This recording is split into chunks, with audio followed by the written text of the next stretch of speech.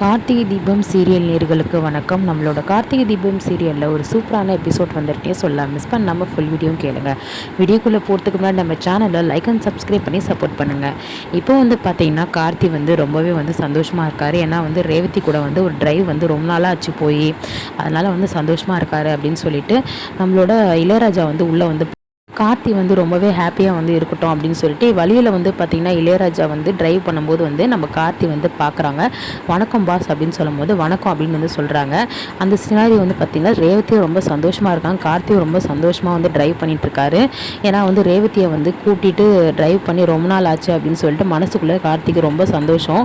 நீங்கள் ஆஃபீஸ் வரைக்கும் தானே போகிறீங்க, நீங்களும் வாங்க அப்படின்ற மாதிரி ரேவதி சொல்கிறாங்க. இளையராஜா சொல்கிறாரு, இல்லை மேடம் நான் வரல, நீங்கள் போயிட்டு வாங்க, எனக்கு ஒரு சின்ன வேலை இருக்குது, அதை முடிச்சுட்டு நான் வந்துடுறேன் அப்படின்ற மாதிரி சொல்கிறாங்க. அப்போ கார்த்தி என்ன பண்ணுறாரு, சரி ஓகே நான் கிளம்புறோம் அப்படின்னு சொல்லிட்டு ரேவதி சொல்கிறாங்க. அப்போ நீங்கள் விட்டுருங்க சார், முன்னாடி ஆஃபீஸ் முன்னாடியே நீங்கள் விட்டுருங்க, நான் இறங்கி போய்க்கிறேன் அப்படின்னு சொல்கிறாங்க. அப்போ பார்த்திங்கன்னா இல்லைங்க ஏங்க அப்படின்னு சொல்லிட்டு கேட்கும்போது, இல்லை சார் நீங்கள் ஒன்றா காரில் இறங்கும் போது யாராச்சும் பார்த்தா ஆஃபீஸில் 4 பேர் 4 விதமாக பேசுவாங்க, வேணாம் சார் நான் முன்னாடியே இறங்கிக்கிறேன், நீங்கள் உள்ளே விட வேணாம், ஏங்க மொத்தவங்க என்ன சொல்லுவாங்கன்னு யோசிச்சுட்ருக்கீங்க, அதெல்லாம் யோசிக்காதீங்க அப்படின்னு சொல்லும் போது, இல்லை சார் யாராவது எதனா ஏன் எப்படி சார் கூடயே வர போகிறேன்னு சொல்லிட்டு தப்பாக நினச்சிக்கிட்டாங்கன்னா என்ன பண்ணுறது, சரி கேட்டால் நான் லவ் பண்ணுறேன்னு சொல்லுங்கள் அப்படின்ற மாதிரி சொல்லிடுவாங்க. அப்போ ரேவதிக்கு செம்ம ஷாக் ஆகிடும், என்ன இது எப்படி சார் இப்படிலாம் பேசுகிறாரு அப்படின்னு இருக்கும். சரி இப்போ நீங்கள் என்ன சொன்னீங்க அப்படின்ற மாதிரி கேட்பாங்க. கார்த்தி பார்த்திங்கன்னா க்யூட்டாக சிரிச்சுட்டு என்ன பண்ணுவாங்க, விட்டுருவார். அதுக்கப்புறம் இறங்கி போகும்போது ஆஃபீஸ் உள்ள போகும்போது நம்ம எப்படி சார் பின்னாடியே ரேவதி வரும்போது எல்லாரும் பார்ப்பாங்க.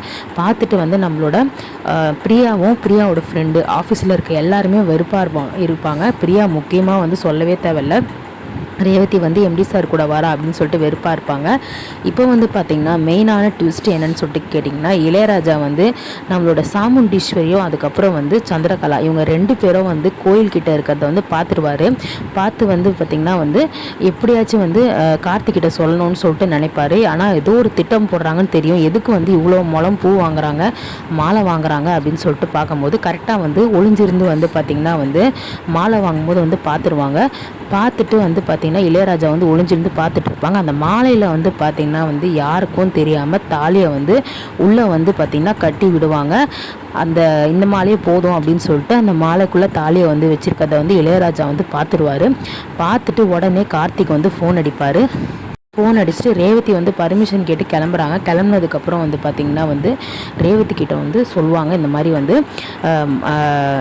சரிங்க நீங்கள் கிளம்புங்க நான் பார்த்துக்கிறேன் அப்படின்னு சொல்லிட்டு ரேவதிக்கும் பர்மிஷன் கொடுத்துட்டு கிளம்பிடுவாங்க. நம்மளோட இளையராஜா என்ன பண்ணுவார், கார்த்திக் ஃபோன் அடிப்பார். ஃபோன் பண்ணி மாப்பிள்ளை குடியே மூழ்கி போச்சு என்ன ஆச்சு அப்படின்னு சொல்லிட்டு கேட்கும்போது, உன் அத்தையும் அப்புறம் சின்ன அத்தையும் சேர்ந்து 2 பேருமே நம்ம ரேவதி கல்யாணம் பண்ணி வைக்க பார்க்குறாங்க. என்னடா சொல்கிற, அது எப்படி கல்யாணம் பண்ணி வைக்க பார்ப்பாங்க அப்படின்னு சொல்லும்போது, இல்லை மாப்பிள்ள நான் இப்போ தான் பார்த்தேன், மாலையுள்ள தாலியை உன் அத்தை ஒழிச்சு வச்சுருக்காங்க. இளையராஜா பார்த்துட்டு தான் தாலி இருக்கிறத தெரிஞ்சிருக்குது. ஸோ வெயிட் பண்ணி பார்க்கலாம்.